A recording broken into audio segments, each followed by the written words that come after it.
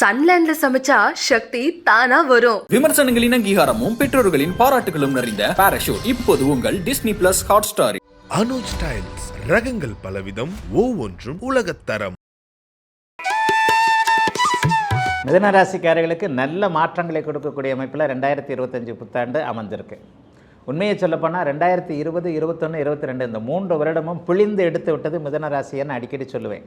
அதுலேயும் திருவாதிரை நட்சத்திரக்காரர்கள் 2022ஆம் ஆண்டு அழாத குறை, கண்ணில் கண்ணீர் வந்தது, ஆனால் வெளியில் காட்டாமல் அப்படியே சமாளிச்சுக்கிட்டு போயிட்டீங்க அப்படிங்கிறது தான் மிதுன ராசிக்காரர்களுக்கு இருக்கக்கூடிய ஒரு நல்ல அமைப்பு. ஆனால் இந்த பார்த்திங்கன்னா 2025ஆம் ஆண்டு அற்புதமான நல்ல பலன்களை தரக்கூடிய ஒரு சிறப்பான ஆண்டாக இந்த ஆண்டு அமையும்.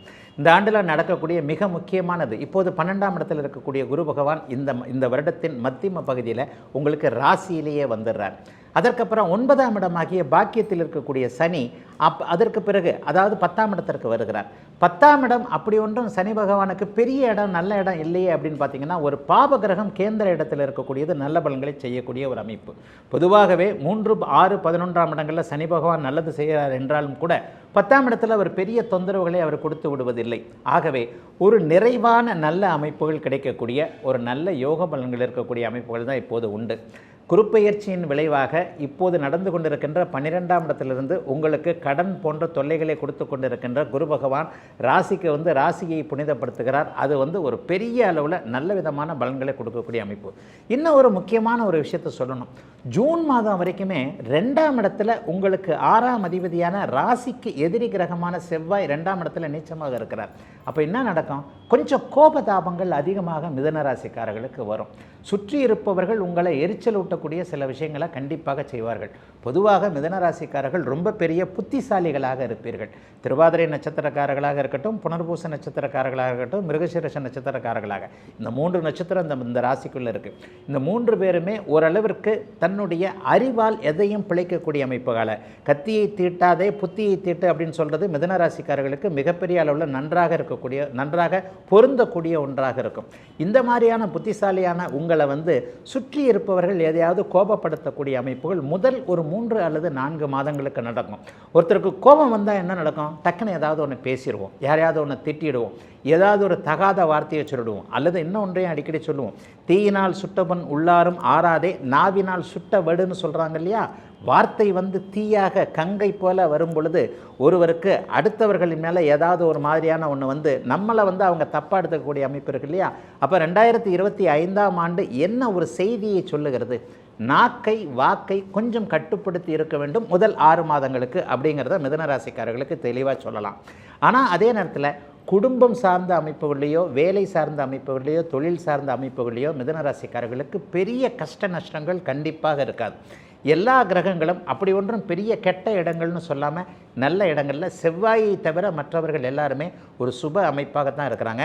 அதனால் பெரிய கஷ்ட நஷ்டங்கள் எதுவுமே கண்டிப்பாக மிதுன ராசிக்காரர்களுக்கு வராது. முதல் 6 மாதங்களுக்கு பண விஷயங்களில் கொஞ்சம் கவனமாக இருக்கணும். 2ல் இருக்கக்கூடிய செவ்வாய் தனம், வாக்கு, குடும்பம் போன்றவைகளை கெடுப்பார். பணம் வர்ற வழிகளில் கொஞ்சம் கெடுப்பார். என்ன ஒன்று நடக்கும்? பேராசை பெருநஷ்டம் என்கின்ற அமைப்பு 2ஆம் பாவகம் ஒரு பலவீனமாக இருந்தால் நடக்கும். ஷேர் மார்க்கெட்டு, யூக வணிகம், சூதாட்டம், இந்த ஆன்லைன் சூதாட்டம்னு ஒன்று இருக்குது பார்த்தீங்களா? தயவுசெய்து அது பக்கம் மிதுன ராசிக்காரர்கள் முதல் 6 மாதத்துக்கு போயிடாதீங்க. ஏதாவது ஒன்றில் தூண்டிலை போட்டு இழுப்பதை போல ஒரு விஷயத்தில் சூதாட்டம் சார்ந்த விஷயங்கள், அல்லது ஏதானும் ஒன்று ஒரு ரூபா கொடுங்க 10 ரூபாய் ஆக்கிடலாம், ரூபாய் இதில் போட்டிங்கன்னா நாளைக்கே அது 2 ரூபாய் ஆகிடும். இந்த மாதிரியான விஷயங்களில் கவனங்கள் திசை மாறி போய் உங்களுடைய கைப்பணத்தை இழப்பதற்கான அமைப்புகள் முதல் 6 மாதங்களில் இருக்கின்றதுனால 2025 மிதுன ராசிக்காரர்கள் எதிலையும் கொஞ்சம் கவனமாக இருக்கக்கூடிய அமைப்புகள் கண்டிப்பாக உண்டு. ஆகவே கொஞ்சம் பண விவகாரத்தில் மட்டும் கவனமாக இருங்க. வேலை தொழில் அமைப்புகளை பார்த்திங்கன்னா நல்லாவே இருக்கும். பாக்கியாதிபதி சனி பகவான் 10ஆம் இடத்திற்கு போகிறார். ஏற்கனவே 10ஆம் இடத்திலிருந்து உங்களுடைய தொழில் அமைப்புகளை கொஞ்சம் மந்தப்படுத்தி கொண்டிருக்கின்ற ராகு பகவான் அப்படியே கீழே இறங்குகிறார். ஐயா, ஏதாவது நெகட்டிவ் இருக்குமா? எல்லாமே நல்லதாக சொல்கிறீங்களே. வாழ்க்கையில் எல்லாருக்குமே சாதகமானது நல்லவைகள் மட்டுமே நடந்துறது இல்லையே, கெடுதல்கள் ஏதாவது சாதகமற்றதுகள் நடக்கத்தான் செய்யும் இல்லையா? அப்படின்னு பார்த்தீங்கன்னா ஒரு பொதுவான பலனாக சொல்ல போகிறது, 9ஆம் இடத்துல இருக்கக்கூடிய அந்த ராகு தந்தையை பற்றிய கவலைகளை, தந்தையை பற்றிய கருத்து வேற்றுமை அமைப்புகளை கொஞ்சம் கொடுப்பாருங்க. ஆக வயதான தந்தையை கொண்டிருக்கக்கூடிய கொஞ்சம் ஏஜ்டு பர்சன் சொல்கிறோம் இல்லையா, ஒரு 70 வயது 80 வயது தாண்டி இருக்கக்கூடிய அப்பாவை கொண்டிருக்கக்கூடியவர்கள் அவருடைய ஆரோக்கியத்தில் கொஞ்சம் அக்கறையாக இருக்கணும். அப்பாவுக்கு ஒரு சிறிய காய்ச்சல், சிறிய தலைவலி, மண்டைடினா கூட டக்குன்னு ஒரு ஃபுல் செக்கப் பண்ணி அப்பாவை கொஞ்சம் ஆரோக்கியமாக வைத்திருக்கக்கூடிய ஒரு தன்மைகள் உண்டு. நிறைய பேருக்கு பார்த்திங்கன்னா சொந்த ஊருக்கு சொந்த நாட்டுக்கு திரும்பி வருகின்ற எண்ணங்கள் இப்போது வந்துருங்க. அதாவது வெளிநாடு வெளிமாநிலம் போன்ற தூர இடங்களில் இருக்கக்கூடிய மிதன ராசிக்காரர்கள் அனைவருக்குமே சொந்த நாடுக்கு திரும்பி வர்றது, சொந்த மாநிலத்துக்கு திரும்பி வருதுன்ற எண்ணங்கள் கொஞ்சம் வரக்கூடிய அமைப்புகள் இந்த வருஷத்திலேயே உண்டு. நிரந்தரமாக வர முடியல, ஒரு 2 மாதம் போய் ஒரு 3 மாதம் போய் ஊரில் போய் உட்காந்துட்டு வருவோம், பொண்டாட்டி பிள்ளையை பார்த்துட்டு வருவோம், அப்பா அம்மாவை பார்த்துட்டு வருவோம். கல்யாணம் ஆகலைன்னா பொண்டாட்டி பிள்ளையை பார்க்க முடியாது, அப்பா அம்மாவை தானே பார்க்க முடியும். கல்யாணம் ஆனவர்களுக்கு மனைவி குழந்தை கணவனோடு இருக்கக்கூடிய ஒரு வாய்ப்புகள், அதே மாதிரி பெரியவர்களோடு இருக்கக்கூடிய வாய்ப்புகள் இளைஞர்களுக்கு என்று சொந்த ஊருக்கு சொந்த நாட்டிற்கு சொந்த ஊருக்கு சொந்த மாநிலத்திற்கு திரும்பி வரக்கூடிய அமைப்புகள் இந்த 2025ஆம் ஆண்டு மிதனராசிக்காரர்கள் எல்லாருக்குமே இருக்கிறது. இன்னொன்று நான் ஆரம்பத்திலே சொன்ன மாதிரி மிதனராசிக்காரர்கள் மிகப்பெரிய புத்திசாலிகளாக இருப்பீர்கள். புத்திசாலித்தனமான துறை அமைப்புகள்னு சொல்லப்படக்கூடிய கணிதம் சார்ந்த கணக்கு வழக்கு அக்கௌண்ட் சாஃப்ட்வேர் போன்ற துறைகளில் இருக்கக்கூடிய மிதனராசிக்காரர்களுக்கு இது கொடுத்து வைத்த ஆண்டாக கண்டிப்பாக இருக்கும். பட்டம் பதவி போன்ற அமைப்புகள் 10ஆம் இடத்தில் இருக்கக்கூடிய சனியால் கொடுக்கப்படும் என்பதால் இப்போது இருக்கக்கூடிய பதவியிலிருந்து பதவி உயர்வுகள் கிடைக்கக்கூடிய தன்மைகள் நன்றாக இருக்கின்றன. வயதான அதே மாதிரி சம்பள உயர்வுகளும் கிடைக்கும். ஒரு 2-3 வருஷமாகவே நான் ஒரே சீட்டில் தாங்க இருக்கிறேன், எனக்கு ப்ரொமோஷனே கிடைக்க மாட்டேங்குது, ஒரே சம்பளமாகவே இருக்குது, வேலை மாறிடலான்னு நினைக்கிறேன், வேலை மாற தேவையில்லை, நீங்கள் இங்கேயே இருங்க, நாங்கள் உங்களுக்கு ப்ரொமோஷன் கொடுக்குறோம் என்கின்ற மாதிரி இப்போது இருக்கக்கூடிய அமைப்புகளே வேலை மாற்றங்கள், வேலை ப்ரொமோஷன் போன்றவைகள் கொடுக்கக்கூடிய அமைப்புகள், சம்பள உயர்வு கொடுக்கக்கூடிய அமைப்புகள் கண்டிப்பாக உண்டு. பெரியவர்களுக்கு பார்த்திங்கன்னா காசி கயா கங்கா போன்ற ஆன்மீக அமைப்புகள்லாம் இப்போது மிதனராசிக்காரர்களுக்கு இருக்கும். நம்மளா தனியாக போக முடியாது, இளைய பருவத்தினர் கூட்டிகிட்டு போகணும் இல்லையா. இந்த மாதிரி ஆன்மீக சுற்றுலா போன்றவைகள், ஒரு திவ்ய தரிசனம் தேசம், ஒரு புனித தரிசனம் அல்லது ஒரு இஷ்ட தெய்வ தரிசனம், குலதெய்வ தரிசனம் போன்ற அமைப்புகளை நிறைவாக செய்யக்கூடிய நல்ல ஆண்டாகவே அமைந்திருக்கிறது 2025 மிதுன ராசிக்காரர்கள் எல்லோருக்கும். ரொம்பவே தெளிவாக சொன்னீங்க ஐயா. அடுத்தபடியாக கடகராசிக்காரர்களுக்கு இந்த ஆண்டு எப்படி இருக்க போகுது? கடகம் தான் ரொம்ப ஸ்பெஷலான ஒரு ராசி. கடகராசிக்காரர்களுக்கு ஒன்றுமே நடக்க வேண்டாம். அதாவது இப்போ இருக்கிற கஷ்டங்கள்லாம் போனாலே போகும். இப்போ இருக்கிற கஷ்டங்கள்லாம் போக போகுது. கிட்டத்தட்ட 2 ஆண்டுகளாக 2023 2024 இந்த 2 முழு ஆண்டுகளும் கடகராசிக்காரர்களுக்கு அஷ்டம சனி என்கின்ற ஒரு சாதகமற்ற அமைப்பு. கடகராசிக்காரங்க எல்லாருமே கண்ணீர் விட்டுக்கிட்டு இருந்தாங்க அப்படின்றது தான் உண்மை. அதாவது அவரவருடைய வயது தகுதி இருப்பிடத்திற்கு ஏற்றார் போல அவரவர்களுடைய மன அழுத்தம் ஏதாவது ஒரு வகையில், உடம்பு சரியில்லை, மனசு சரியில்லை, வேலை சரியில்லை, தொழில் சரியில்லை, புள்ள சரியில்லை, அப்பா சரியில்லை, அம்மா சரியில்லை, கணவன் சரியில்லை, மனைவி சரியில்லை, குடும்பம் சரியில்லை, இந்த மாதிரி சரியில்லை இல்லை இல்லை இல்லை என்கின்ற அமைப்பு தான் கடகராசிக்காரர்களை போட்டு வாட்டி எடுத்து விட்டது என்பது தான் உண்மை. ஆக எதுவுமே நல்லதே நடக்க வேண்டாங்க, கெடுதல் விலகினாலே போகிறோம் இல்லையா. உண்மையை சொல்லப்போனால் மனிதர்களில் எல்லோருமே யோகசாலிகள் கிடையாது, எல்லாருமே அதிர்ஷ்டசாலிகள் கிடையாது. நம்மை போன்ற சாதாரணமானவர்களுக்கு நல்லதே நடக்க வேண்டாம், கெடுதல் நடப்பது நின்றுட்டாலே அவங்க பெரிய யோகசாலிகள் இல்லையா. கடகராசிக்காரர்களுக்கு இந்த வருடம் கெடுதல் நடப்பது நிற்கப் போகிறது.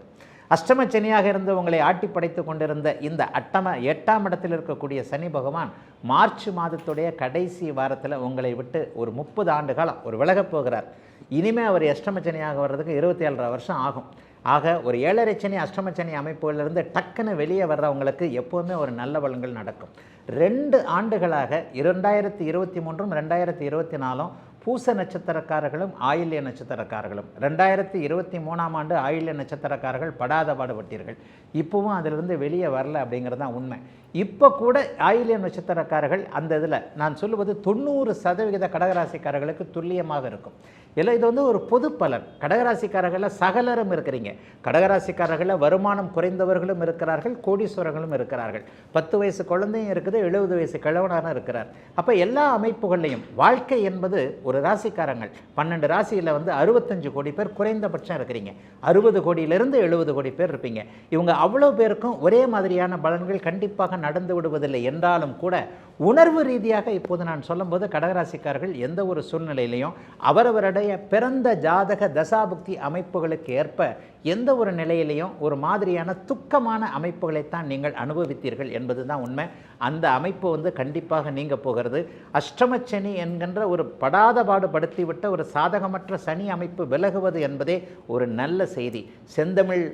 செந்தமிழ் என்று ஒரு பாரதியாருடைய திருவாக்கு இருக்குது இல்லையா, செந்தமிழ் நாடனும் போதினிலே இன்ப தேன் வந்து பாயுது காதினிலே அப்படின்னு அவர் சொன்ன மாதிரி அந்த இதை அப்படியே ஒரு தலைகளாக மாற்றி போட்டு அஷ்டமச்சனி என்னை விட்டு விலகப் போகிறது என்பதே தேன் வஞ்சு பாஞ்ச மாதிரி என் காதில் இருக்குன்னு சொல்கிற மாதிரி கடகராசிக்காரர்களுக்கு கெடுதல்கள் அனைத்தும் நிற்கக்கூடிய, நல்லவைகள் அப்படியே ஆரம்பிக்கக்கூடிய நல்ல ஒரு வருஷமாக இந்த வருஷம் இருக்குதுங்க. முதல் 4 மாதங்களே பெரிய கெடுதல்கள்லாம் இருக்காது. விலகப் போகின்ற நேரத்தில் சனி வந்து அப்படி ஒன்றும் பெரிய கெடுதல்களை பண்ணாத ஒரு தன்மையில் இருக்கின்றார். அப்படின்றதுனால கடுமையான ஒரு நல்ல அமைப்புகள் எல்லாமே முதல் 3 மாதங்களே விலகிடும்.